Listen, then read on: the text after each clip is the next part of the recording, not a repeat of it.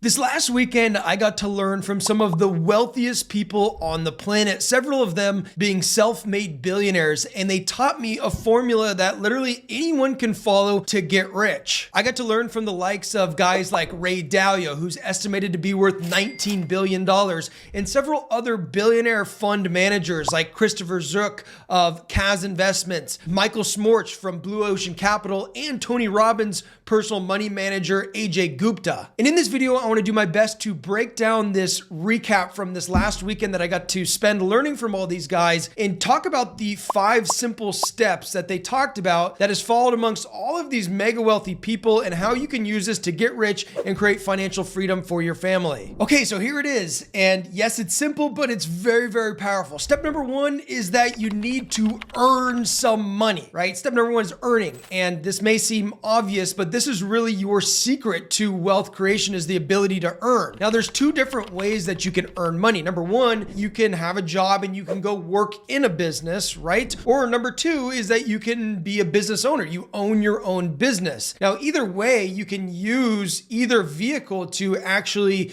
get rich and to become wealthy. Now, the key here is that if you want to earn more, whether you're working in a business or you're a business owner, the key is to earning more money. You simply need to find ways to add more value. The more value that you can add, the more money that you're going to make. Because if you think about what is money, money is simply just a tool that we use to exchange value. And the people that provide the most value are the people that end up earning and accumulating the most wealth. So whether you're in a job or you have a business, constantly be thinking about, I need to earn more money. The way to earn more money is to continue to add more value in whatever way that I can. And that may mean that you need to go out there and learn new skills, or you may need to find a way to have a better offer, a better product, whatever you can do to add more value to the business that you're working in or to your customers that you're serving. So step number 1 is you need to earn some money, right? Seems obvious. Step number 2 also may seem obvious, but it's simply that you need to spend less than you earn, okay? It doesn't really matter if you earn tons and tons of money. We look at stories of guys like 50 Cent who earned millions and millions of dollars that became broke. We look at Mike Tyson that earned over $500 million that ended up becoming broke and will do pretty much any cameo for a couple $1,000s at this point. And you look at guys like Johnny Depp, who I think earned the 10th most earnings of any actor of all time. And he was spending $30,000 a month on wine, and he's pretty much broke at this point. So it's not just a matter of earning a lot of money, is you need to spend less than you earn. And the way to get a hold of this is to really start tracking how much you're spending. And if you don't have a way for tracking how much you're spending, I really love this app. It's called Rocket Money. This is not a sponsorship. I'm not getting paid anything from them,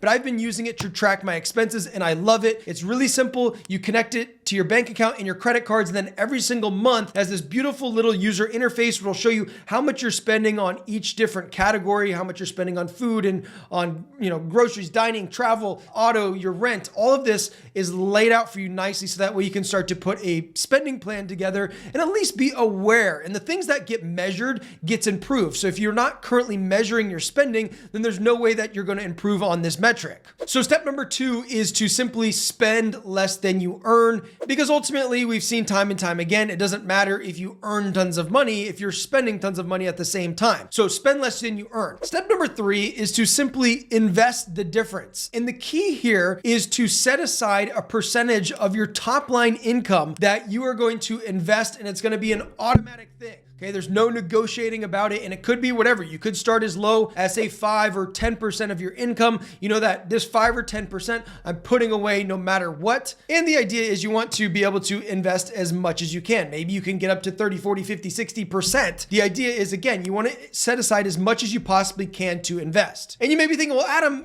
this is great for you if you have a good income or whatever, but I'm not a high earner. I just earn minimum wage, or I only earn, $40,000 a year. This doesn't really make sense to me. I need all this money to pay my bills and to survive and put food on the table for my family. And I totally understand that. But listen to this story. There's this guy back about I think it was 70, 80 years ago. His name was Theodore Johnson. He worked for UPS and he never earned more than $14,000 per year. So if you earn more than $14,000 per year right now, the chances are you can actually get really wealthy. Now get this, he never earned more than $14,000 per year. And a friend of his came up to him and said, hey, I'm going to teach you how to get wealthy. But what you need to do is you need to put a 20% tax on yourself. And he said, there's no way I can put a 20% tax on myself. I can't invest 20%. I only make $14,000 a year. That's barely enough for me to survive. And he said, well, if the government came and taxed you an extra 20%, you'd bitch and you'd moan, but you'd figure out a way where you could actually do this. And so he put this 20% tax on himself and he continued to invest 20% of his income. And get this, by the time he retired, never making more than $14,000 per year, he ended up amassing a fortune of $70 million. And he pretty much gave all of that money away to charity. Pretty incredible, just because he had the discipline to set aside a certain percentage. Now you may be thinking that sounds great, but what do you actually invest into? What I learned from these billionaires was that there's kind of two ways or two buckets that you want to invest into. One is like a safety or security bucket where you're looking at safer investments that'll get a little bit lower return. And the second bucket is like a risk or a growth bucket that's going to be higher risk, get you a higher return. So what are some examples of these? So for the safe buckets, things that might be good are things like bonds or things like CDs, or something that I invest in regularly is like money market funds. My favorite one is through Vanguard. It pays about 5% per year. So if you have just money sitting in your checking account doing nothing, then you might want to consider opening up a brokerage account and putting money into like a money market. Considered a very safe investment, and also the one that I'm in currently pays about 5% per year. So it's not a ton of money, but it's also still helping beat off inflation and growing a little bit. And at the same time, it's not just sitting in my checking account doing nothing. And again, this is not investment advice. This is just something that I'm doing. The second bucket, right, is for this investing is in kind of riskier bucket where, this can be things like stocks. And, one of the things that I really learned from all of these billionaires is it's very, very, very hard to beat the market, meaning it's very hard to beat the indexes like the S&P 500. And like maybe 1% of people actually are able to do that on a consistent basis. So for the vast, vast majority of people, the advice that I got was just to invest into indexes because you're betting on an entire economy doing well versus trying to pick individual stocks, which is almost impossible to do over the long run. Other types of investments can be things like real estate.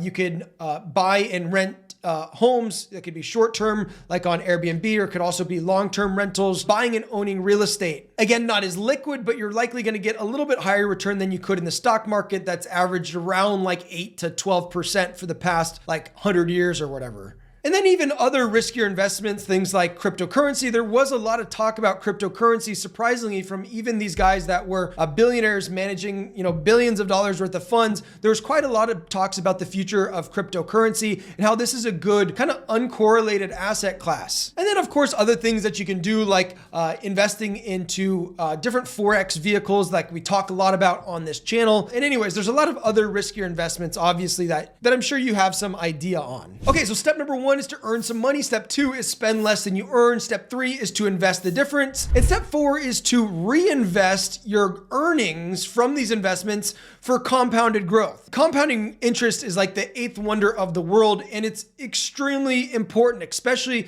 if you're young. Time is your greatest asset. So even if you're 20, 25 years old, you're not earning a whole lot of money right now, getting started early, because as you let time play out, you let the power of compounding interest play out. And they basically talked about this example of, let's say we're playing a round of golf, there's 18 holes, and let's just do a simple bet where each hole the first hole we're going to start and make a 10-cent bet. But each hole after that, we're going to double the bet, right? So it's like the first hole, it's 10 cents, no big deal. Second hole, it's 20 cents. Third hole, 40 cents. Even when you get to like the 9th hole, you're looking at it and it's like a $25 bet, which is like no big deal. But as you continue to double, you look at hole like 17, you're looking at like $6,500. And by hole 18, each hole is worth like $13,000. And so again, the idea here is to reinvest and to let time be on your side. If you look at guys like Charlie Munger and Warren Buffett, like these old guys, they've just been letting the power of compounding interest work in our favor. And one of the cool things that I learned about this weekend too, that pretty much all these guys were talking about, is there's some technology that's coming out right now within this decade that's going to allow people to live a lot longer than ever before in human history, where it's not going to be uncommon to see people living to be like 120 to 125 years old. So if you're watching this video, then the chances are you may live a lot longer than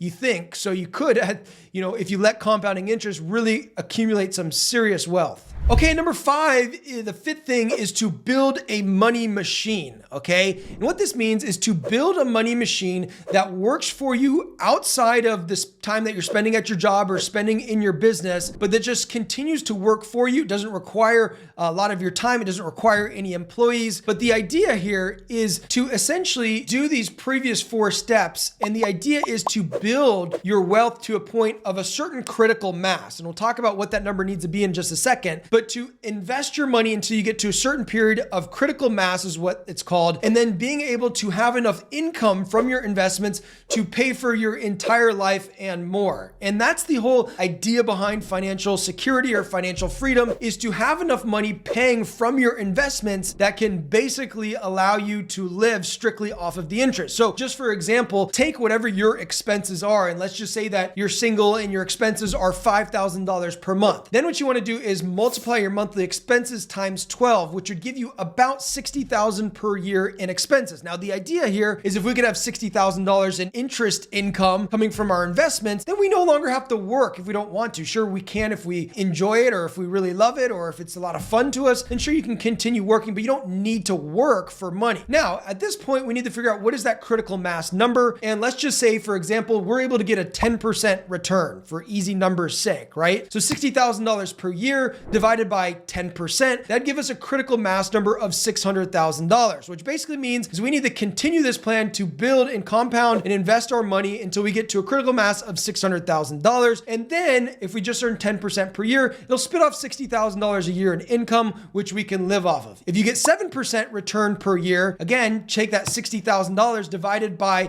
7%, and you're gonna get about $857,000. So when I went through this exercise, monthly expenses are a lot more than $5,000 per month, unfortunately, but the number that I actually came to was a lot lower than what I had expected. I thought, I need to go out there and I need to make 50 million or I need to make $100 million. But the reality is, in order to be really financially free and to break the chain of money and to break this working for money link, the reality is it need to be a lot lower, and it's a lot closer than I ever thought. Hey, if you thought this video was helpful, please like and subscribe, turn on the post notifications so you don't miss any other helpful videos that we put on this channel. And if you like this video, then please comment down below. I'd love to hear your opinions and thoughts. And if you'd like me to start sharing some more of the stuff that I'm learning when it comes to wealth and investing and growing your net worth, then please let me know in the comments below.